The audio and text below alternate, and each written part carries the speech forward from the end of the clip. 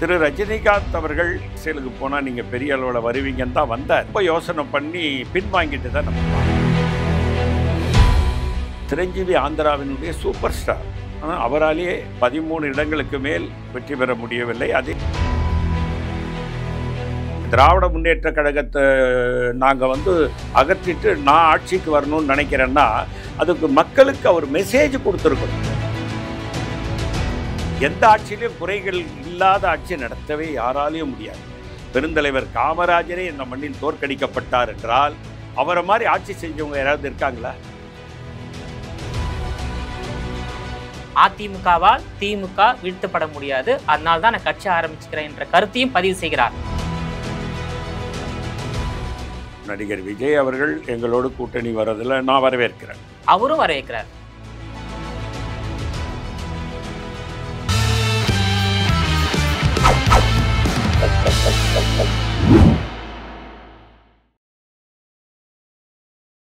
GeM TV நேயர்கள் அனைவருக்கும் வணக்கம். அரசியல் ஆடுகள பகுதியில் காங்கிரஸ் கமிட்டியின் மாநில துணைத் தலைவர் பொன் கிருஷ்ணமூர்த்தி அவர்கள் நம்மோடு இணைந்துள்ளார். அவரிடம் கேட்பதற்கு நிறைய கேள்விகள் இருக்கின்றது, கேட்கலாம். வணக்கம் சார். வணக்கம். ஜெம் டிவி நேயர்களுக்கு என் அன்பான வணக்கங்கள். சார், தமிழ்நாட்டில் 1967ஆம் ஆண்டு ஏற்பட்ட மாற்றம், இந்தியாவில் 1977ஆம் ஆண்டு ஏற்பட்ட மாற்றம் மீண்டும் ஏற்பட வேண்டும் என்று தாவேகா தலைவர் நடிகர் விஜய் வலியுறுத்தி பேசியுள்ள கருத்தை எப்படி பார்க்குறீங்க? அதாவதுங்க, நம்முடைய நடிகர் விஜய் அவர்கள் ஒரு சிறப்பான மகாநாடை அவர் நடத்தினார் என்று தான் நான் சொல்லுவேன். நிறைய கூட்டங்கள் வந்திருந்தது. அந்த கூட்டங்களுக்கு அவர் நீங்கள் இப்போ சொல்லுகின்ற 67, 77 அந்த கருத்துக்களை எல்லாம் அவர் சொல்லியிருக்கிறார்.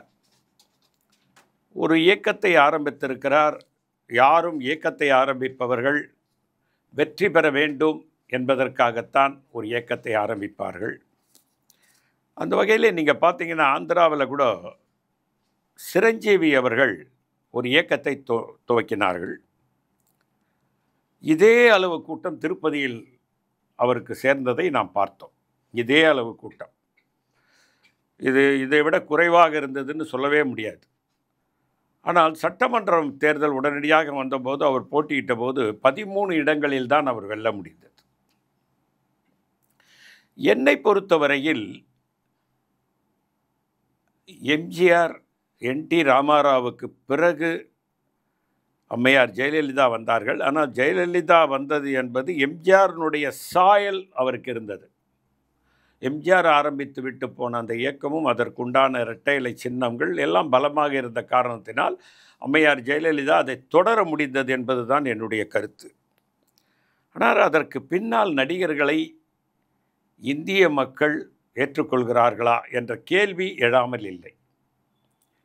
திரு ரஜினிகாந்த் அவருக்கு யாரோ ஒரு ஜோசியர் சொல்லி தான் அவர் அரசியலுக்கு போனால் நீங்கள் பெரிய அளவில் வருவீங்கன்னு தான் வந்தார். ஆனால் அதுக்கப்புறம் அவரே ரொம்ப யோசனை பண்ணி பின்வாங்கிட்டு தான் நம்ம பார்த்தோம். நீங்கள் உலகத்திலேயே ஒரு மாபெரும் நடிகர் மார்லோ பிராண்டோ சொல்கிறாரு, ஹாலிவுட்டில் பிறந்திருந்தால் இந்த மனிதன் நாங்கள் எல்லாம் காணாமல் போயிருப்போம். யாரை சொல்கிறேன்னு உங்களுக்கு தெரியும், நடிகர் திலகம் சிவாஜி. ஹாலிவுட்டில் பிறந்திருந்தால் அவர் தான் நம்பர் 1 இருந்திருப்பார். இன்றைக்கி மார்லன் பிராண்டோ என்று சொன்னால் உலகின் தலை சிறந்த நடிகர் என்ற பெயர் எனக்கு கிடைத்திருக்காது என்று சொல்லக்கூடிய நடிகர் திலகம் சிவாஜி அவர்களே 1000 ஓட்டில் பாபநாசத்தில் தோற்றுப்போன வரலாறு கூட இருக்கு. ஆகவே இந்த கூட்டங்கள் என்பது நடிகர்களுக்கு வருகின்ற அந்த கூட்டத்தை வைத்து அவர்கள் வெற்றி பெற்று விடுவார்கள். 67 ஒரு மாற்றம், 77 ஒரு மாற்றம் வந்தது அப்படி என்றெல்லாம் சொல்லுகின்ற போது அதிலே நமக்கு ஒரு வியப்பு வராமல் இல்லை.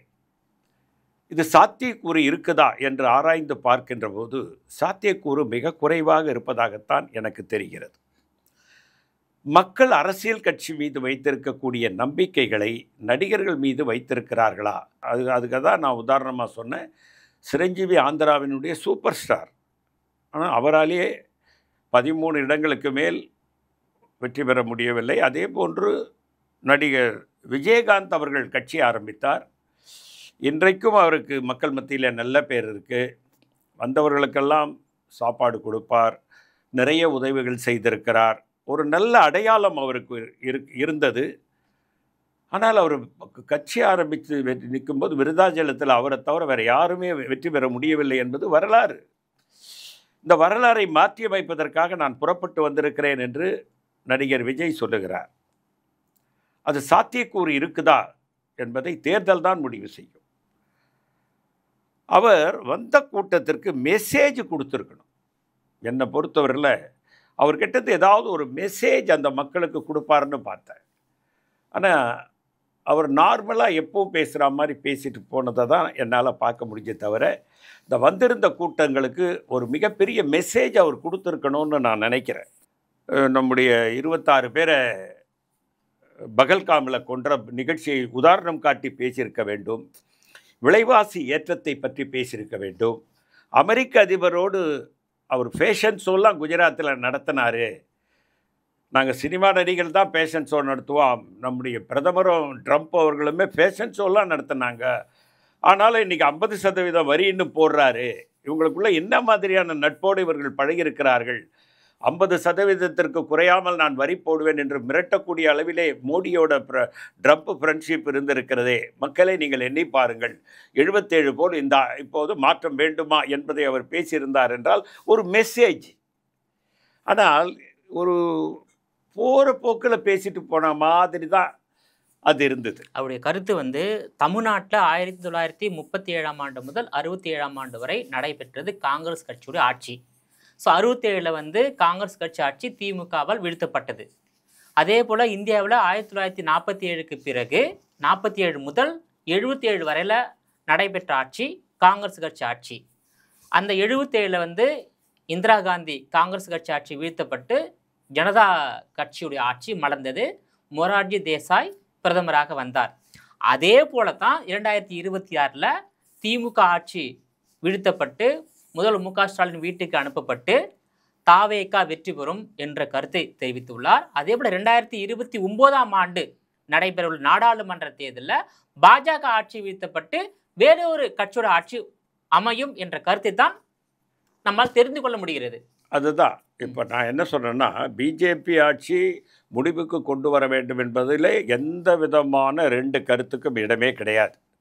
காரணம், இன்று நாட்டில் நடக்கக்கூடிய அநியாயங்கள், மதசார்புக்கு வந்துள்ள ஆபத்துக்கள், மதசார்பற்ற நாடு என்று காந்தி சொல்லிவிட்டு போனதற்கு இன்றைக்கு நடக்கக்கூடிய அவலங்கள், மதத்தாலே ஜாதியாலே மக்கள் பிரிக்கப்படுகின்ற விதங்கள் எல்லாம் அவர் பேசியிருக்கணும்னு நான் நினைக்கிறேன். அதே போன்று இங்கு ஒரு மாற்றம் பெற வேண்டும் என்று சொல்லுகின்ற போது அரசியலை பேசியிருக்க வேண்டும். அரசியல்னால் இங்கே திராவிட முன்னேற்ற கழகத்தை நாங்கள் அகற்றிட்டு நான் ஆட்சிக்கு வரணும்னு நினைக்கிறேன்னா அதுக்கு மக்களுக்கு அவர் மெசேஜ் கொடுத்துருக்கணும். இங்கே நடக்கக்கூடிய குறைகளை சொல்லணும். நான் வந்தால் என்ன செய்வேன், என்ன மாற்றங்களை கொண்டு வருவேன்.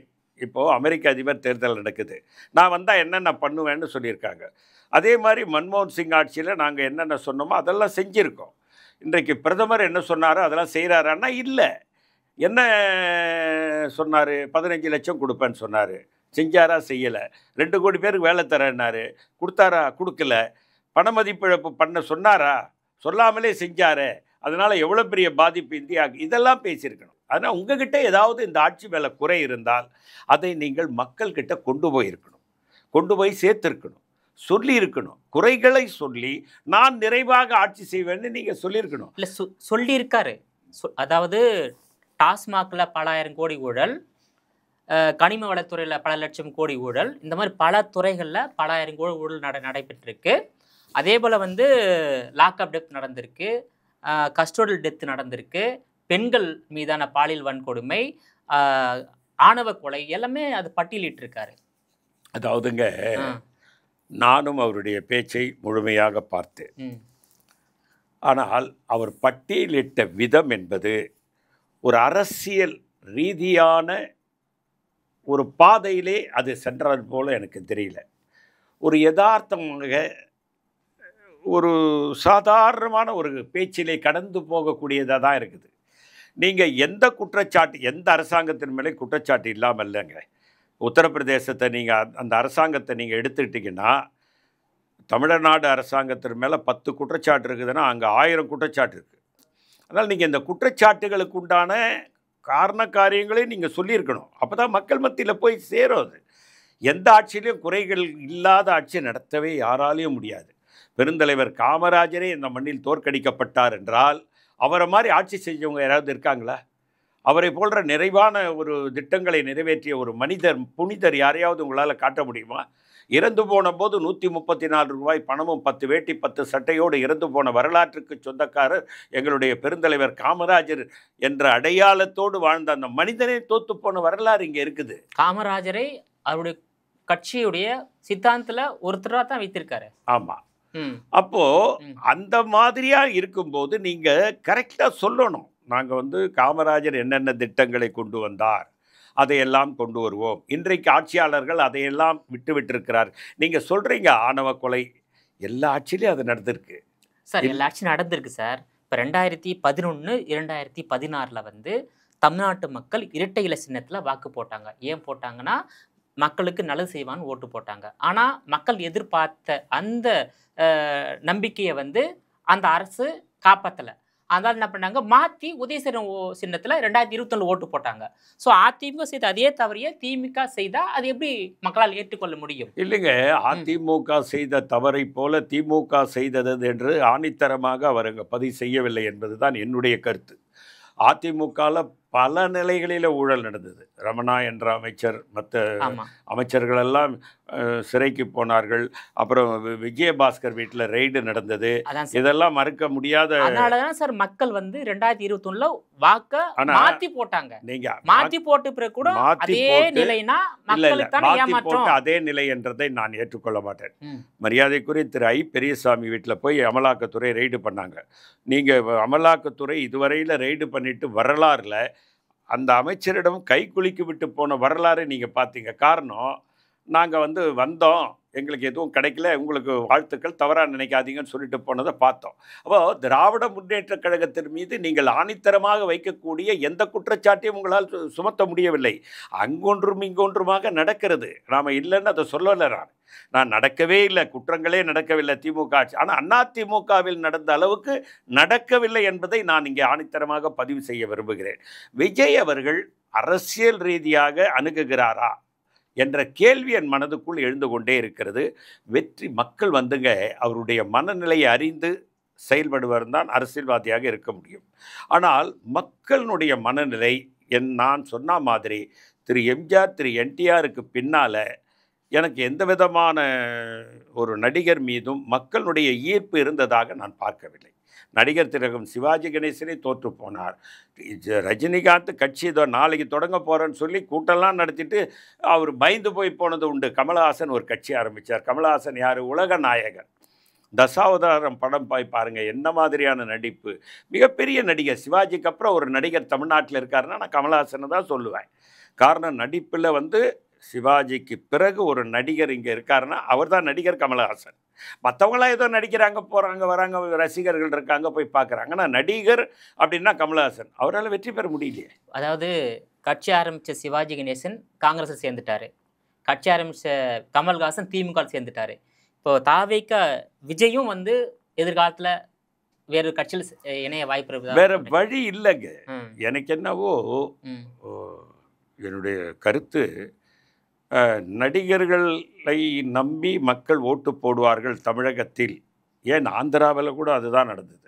அதனால் நீங்கள் கட்சி ஆரம்பித்து நடிகர்கள் எடுபடுமா என்றால் அந்த காலம் எல்லாம் மலையேறி விட்டது என்பதைத்தான் நான் சொல்ல. சரத்குமாரே பாஜகவில் இணைஞ்சிட்டாரு. வேற வழி இல்லை. விஜய் காங்கிரஸில் இணைய வாய்ப்பு இருக்கின்றதா? ஏன்னா விஜய் எதிர்க்கக்கூடிய ஒரே கட்சி திமுக ரொம்ப ஆக்ரோஷமாக எதிர்க்கிறார். பாஜகவை ஒரு மென்மையாக போக்கூட எதிர்க்கிறார். ஸோ காங்கிரஸையோ இல்லை அதிமுகவையோ அவர் எதிர்க்கலை. அதிமுகவை பார்த்து அவர் பரிதாபப்படுகிறார். அதிமுகவால் திமுக வீழ்த்தப்பட முடியாது, அதனால தான் நான் கட்சி ஆரம்பிச்சுக்கிறேன் என்ற கருத்தையும் பதிவு செய்கிறார். ஸோ இதை எப்படி பார்க்குறீங்க சார்? அதாவது ஒரு மனிதனுடைய மனநிலை அவரவர்களுடைய அந்த எண்ணத்துக்கு ஏற்ப அவர்களுடைய வார்த்தைகள் வெளிவருகிறது.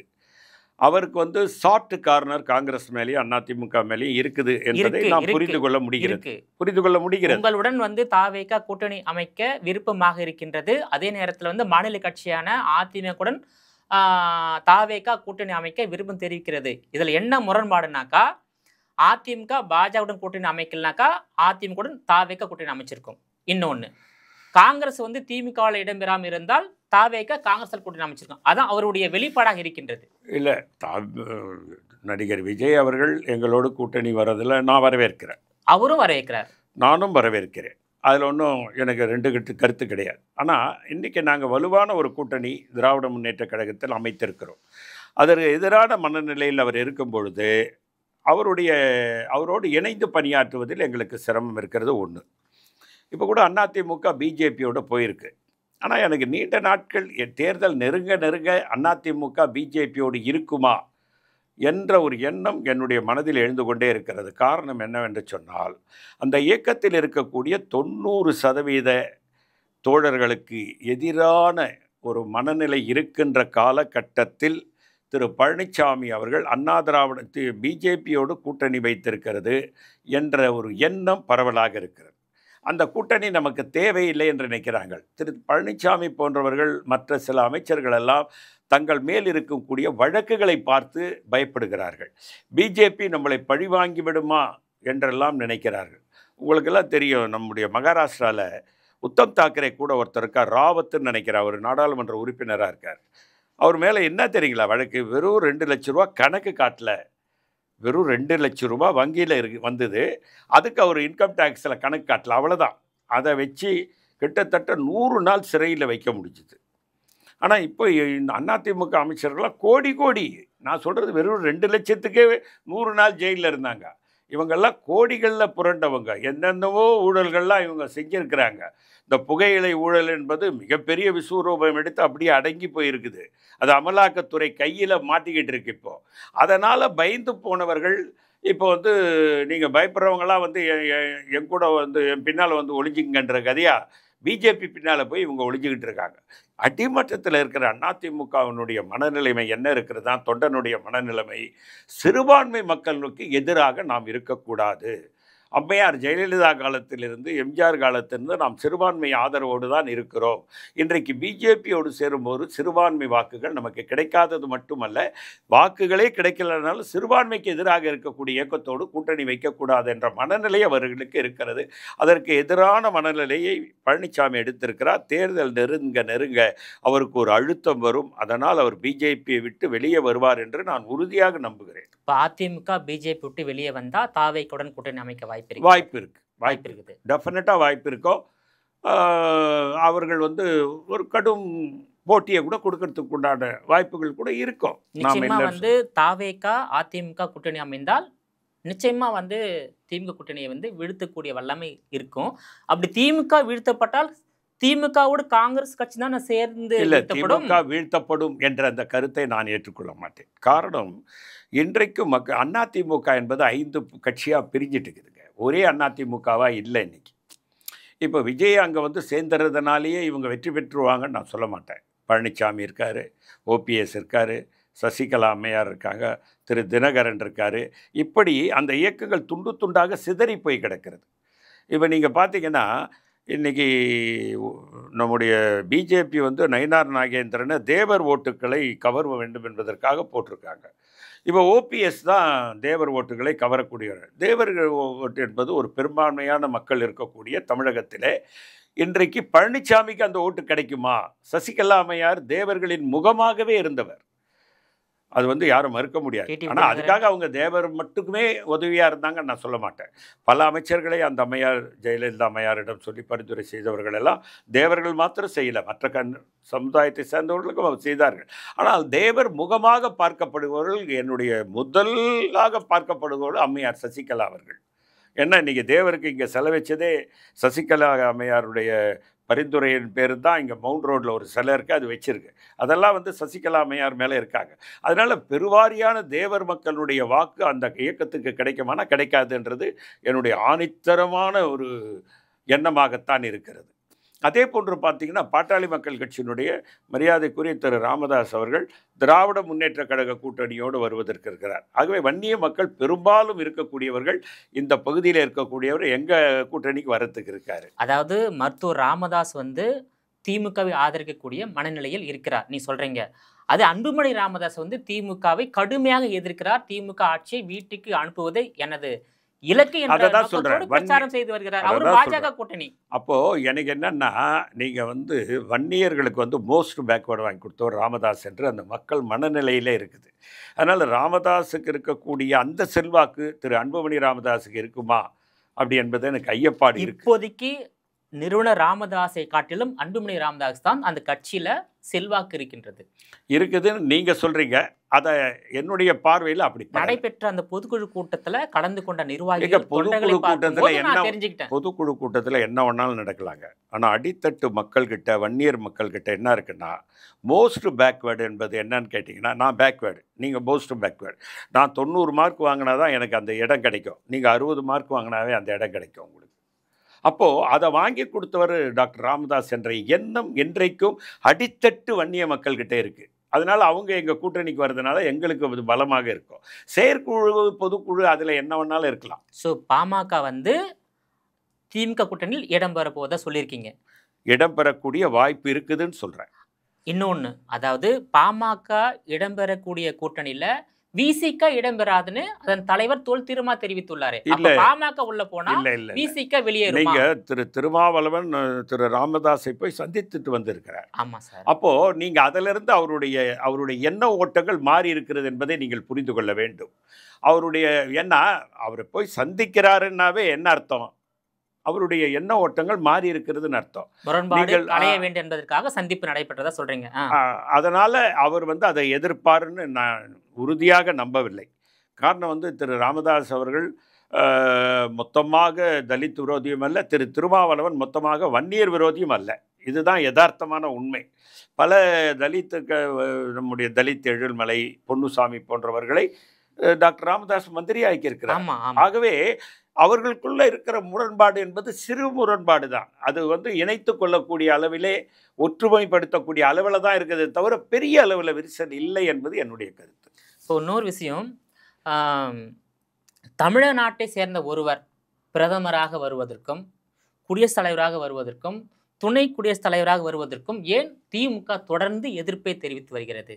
உங்களுக்கு உதாரணம் சொல்லணும்னா சொல்கிறேன், இல்லை நீங்களே சொல்லலாம்னு சொல்லுங்கள். பதில் சொல்லுங்கள். உதாரணம் சொல்லுங்கள். உதாரணம் வந்து அப்துல் கலாம் 2007ஆம் ஆண்டு குடியரசுத் தலைவர் வருவதற்கு திமுக எதிர்ப்பு தெரிவிச்சது.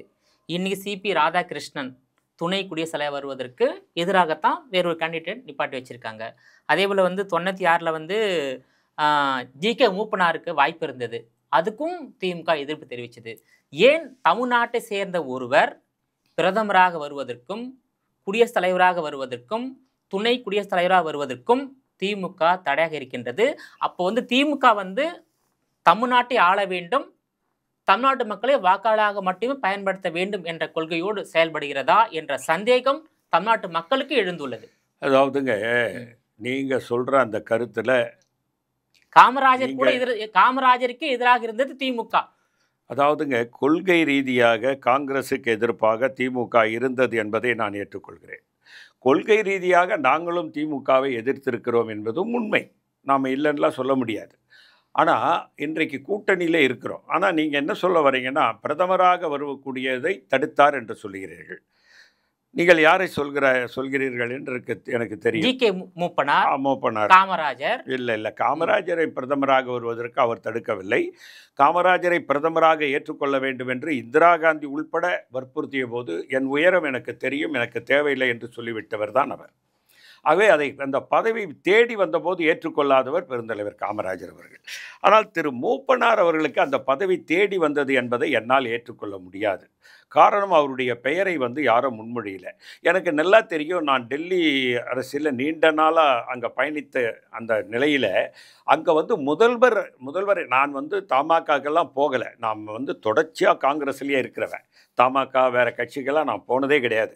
ஆனால் தமாக இயக்கத்தில் என்ன நடக்குதுன்னு சொல்லக்கூடிய அளவில் என்னுடைய நட்பு வட்டாரம் இருந்தது. அப்போ அவர்கள் முதல்வர்களை மட்டும் தேர்வு செய்து, நீங்கள் நல்லா புரிஞ்சுக்கணும், ஜெம் டிவியில் நான் இதை பதிவு செய்ய விரும்புகிறேன். தொடர்ந்து சில பேர் சொல்கிறாங்க, திரு மூப்பனார் அவர்களுக்கு பிரதமர் பதவி கிடைக்க இருந்தது, அது திராவிட முன்னேற்ற கழகம் தடுத்துடுச்சு. அதெல்லாம் நான் ஏற்றுக்கொள்ளவே மாட்டேன். அவர்களுடைய கூட்டத்தில் முதல்வர் ஒருவரை தேர்வு செய்ய வேண்டும் என்று முடிவு செய்துவிட்டு 3 முதல்வர்களை அவர்கள் தேர்வு அவர்களுடைய முதல் தேர்வு ஜோதி பாசு, 2வது தேர்வு தேவகவுடா, 3வது கலைஞர் கருணாநிதி. முதல்ல ஜோதி பாசுவை அவர்கள் முன்மொழிந்தார்கள். அவங்க இயக்கம் அதை ஏற்றுக்கல. இரவு டாக்டர் கலைஞர் அவர்களை நீங்கள் தான் பிரதமர்னு சொன்னாங்க. அவர் என்ன தெரியுமா சொன்னார்?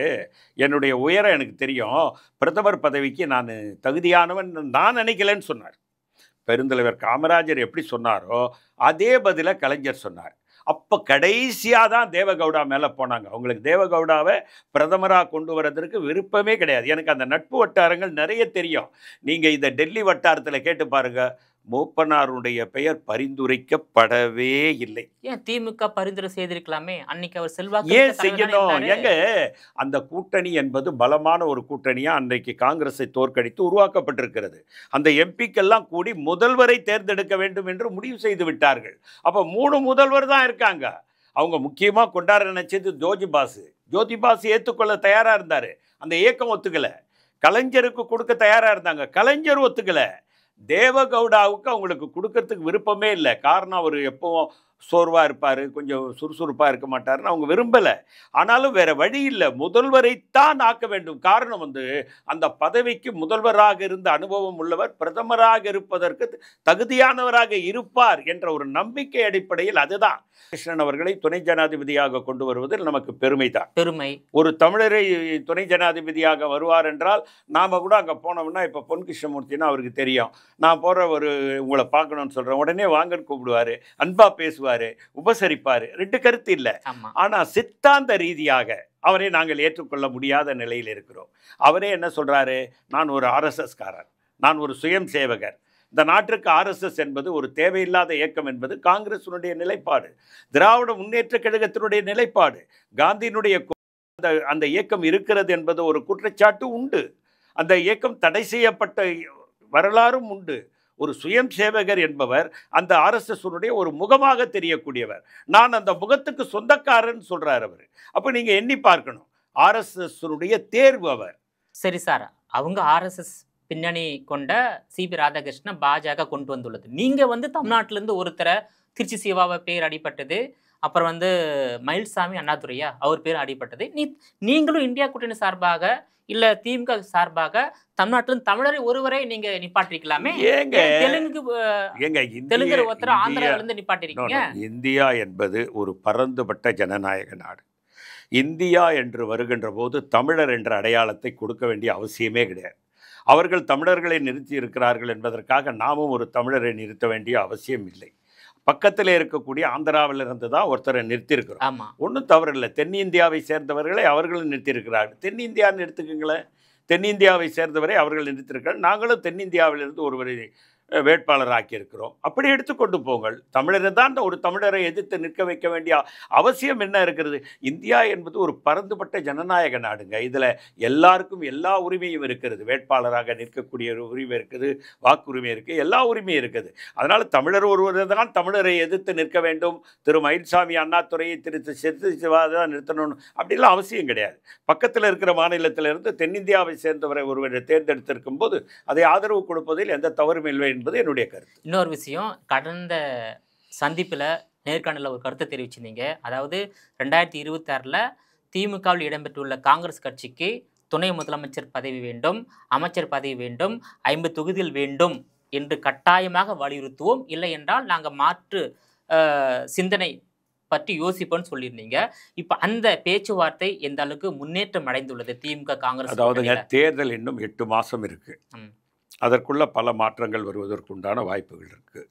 திராவிட முன்னேற்ற கழகங்கள் கூட கூட்டணிகளுக்கு திருப்தியான சீட்டுக்களை ஒதுக்க வேண்டும் என்ற எண்ணத்தோடு தான் இருப்பார்கள். காரணம் என்னவென்றால், நீங்கள் கூறியதைப் போல ஒரு பலமான எதிரணி கூட்டணி உருவானால் அதை எதிர்ப்பதற்கும் இங்கும் பலமான கூட்டணி இருக்க வேண்டும். ஆனால் கூட்டணி கட்சிகளை திருப்திப்படுத்த வேண்டும். அமைச்சரவையில் இடம் கொடுக்க வேண்டும் என்பதில் மாற்றுக்கட்டுக்கு இப்போவும் நான் சொல்கிறேன், துணை முதல்வர் எங்களுக்கு வேணும். காரணம் என்னவென்றால், முதல்வராக பெருந்தலைவர் காமராஜர் ஆற்றிவிட்டு போன பணிகள் இன்னும் ஆழமாக தமிழகத்தினுடைய வரலாற்றிலே பொன்னெடுத்துக்களால் இன்னும் 1000 ஆண்டுகளுக்கு பொறிக்கப்பட்டிருக்கு. எப்படி ராஜராஜ சோழன் மறக்க முடியாத வரலாறோ அதுபோன்று காமராஜனுடைய ஆட்சி என்பது மறக்க முடியாத வரலாறு. அந்த வரலாற்றுக்கு சொந்தக்காரர்களாகிய நாங்கள் துணை முதல்வர் தானே கேட்கிறோம், அதை கொடுத்துட்டு போக வேண்டியது. அமைச்சர் கேட்குறோம், 50 தொகுதிக்கு சீட்டு கேட்குறோம், குறைவாமல் சீட்டு கொடுக்கணும். அதெல்லாம் நாங்கள் ஸ்டாண்டில் உறுதியாக இருக்கோம். அதை தொடர்ந்து வலியுறுத்துவோம். அதை கண்டிப்பாக பெறுவதற்கும் முயற்சி செய்வோம். அதை திமுகவும் கன்சிடர் செய்யும் என்ற நம்பிக்கை எனக்கு இருக்கின்றது. எதிர்காலத்தில் காங்கிரஸும் தாவேகாவும் கூட்டணி அமைய வாய்ப்பு இருக்கின்றதா 26 அல்லது 29? அதாவதுங்க, நாங்க இப்போ வலுவான திராவிட முன்னேற்ற கழக கூட்டணியில இருக்கிறோம். அரசியல் எதுவும் நடக்கலாம். கடந்த காலத்தில் அரசியலில் எதுவும் நடக்கலாம். அப்படி நடந்தால் காங்கிரஸ் தாவேகா கூட்டணி அமைய வாய்ப்பு நடக்கலாம். அரசியலில் எதுவும் நடக்கலாம். தாவேகா விரும்பும் போது அதை காங்கிரஸ் நிராகரிக்குமா? நிராகரிக்கணும். அவங்க விரும்பி எங்களோட வந்தா நாங்க ஏற்றுக்கொள்வோம். உங்கள் விரிவான தகவலுக்கு ரொம்ப நன்றி சார். வணக்கம் சார்.